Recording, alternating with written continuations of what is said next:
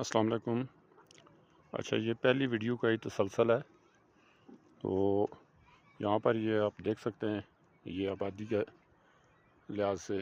یہ آگے نیچے جتنا بھی پورا ایریا ہے، اس کو یہی روڈ ٹچ کرتے ہوئے نیچے جا رہی ہے۔ تو یہاں پر یہ بھی آپ دیکھ سکتے ہیں، یہ نیچے آبادی ہے، اس سے آگے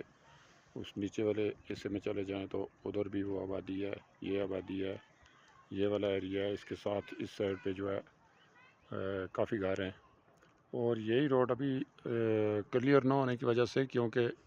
موسم آج کوئی ٹھیک نہیں ہے، تو یہ آپ دیکھیں تو میرا خیال ہے یہ آگے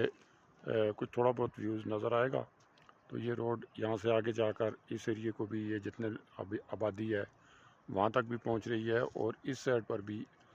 کافی آبادی ہے جو یہاں سے ابھی نظر نہیں آ رہی ہے۔ تو اس ایریے میں بھی یہی روڈ ادھر سے گزر کے جا رہی ہے، اور یہ سامنے والا جو ایریا ہے کھڈالے والا، اس کو بھی یہ روڈ یہاں سے، یہ جو ابھی میں آپ کو دکھا رہا ہوں کہ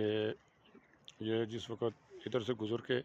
یہ نیچے جاتی ہے، اور یہاں سے یہ ایک لیفٹ ٹرن کاٹ کے یہ کھڈالہ کی طرف بھی جا رہی ہے، اور اس سے جو سیدھی جا رہی ہے یہ اڈانڈی، اور یہاں سے ہی شاداب نگر اور 5 میل کو ٹچ کرتی ہے۔ تو میں امید رکھتا ہوں اپنے تمام دوستوں بھائیوں سے کہ وہ اس روڈ پہ دل کھول کر احتیاط دیں گے، تاکہ یہ لوگ بھی